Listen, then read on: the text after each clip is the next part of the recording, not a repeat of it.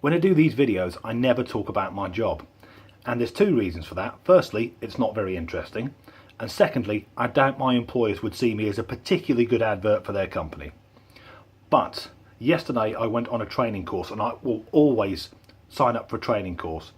The reason for this is that if you go to any large manufacturing company, you'll normally see some wanker with a clipboard walking around shouting at people. That's generally what my job entails, whereas training course implies sitting in a large comfy chair in a conference room getting paid to generally do fuck all.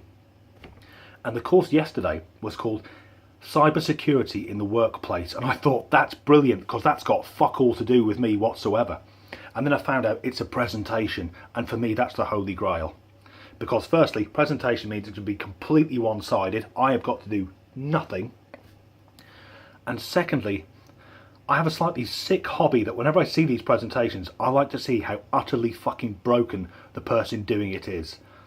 Because if you imagine their job, they've put together this presentation, they've got everything they want from the internet, the best images, they've got their PowerPoint working perfectly, they've got their script, they've got the jokes they know are going to work, and when they've got it just how they want it, they then have to go and do it 3 times a day for the rest of their fucking lives. I was on a fire marshal course a couple of years ago, and I was having to bite the back of my hand not to laugh at how utterly distraught the guy was running it. You could see him going, and now we're going to watch a DVD, and he was wincing in pain as he was pushing the play button. And when it came on, I realised I'd seen this DVD 10 years earlier on another fire marshal course, so this poor sod has seen it tens of thousands of times. But occasionally it can backfire, because you go to a presentation and the person presenting it really enjoys it because they love the sound of their own voice, and I know how that sounds coming from me. And that's what I got yesterday. The lady came out and she was very professional and very knowledgeable, and then she started talking and she didn't pause for fucking breath. And after about 10 minutes I would have paid to get out, and not a set fee. I would have just given my wallet and said, whatever you think is fair, get me out of this fucking building. And after about half an hour I was thinking about putting my hand up and saying, excuse me, could I just go and be waterboarded instead, please? Or just have some electrodes on my bollocks, light torch to just get me out. And at an hour mark, I was there trying to will myself to death. Watching this presentation, I could feel myself dreading her picking up her PowerPoint clicker, thinking, don't push it again, please don't push it again.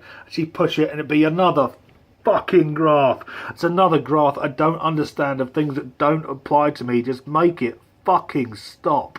And then it got weird, because after we'd done cybersecurity in the workplace, she then started with modern technology at home. This lady goes, so who here has got a smart kettle? And I live on Stoke-on-Trent, where people here still point at fucking aeroplanes. I didn't know what a smart kettle was, and if you don't, apparently it's a kettle you can control from your phone. If you've got a smart kettle, get off your arse, you fat lazy bastard, and turn it on yourself. Also, smart kitchens apparently, oh, they order your food for you. How does that work? Firstly, I'm married, and married people know you spend half of your life deciding what you're going to have for dinner with your other half. And even I don't know what I want for dinner in the evening.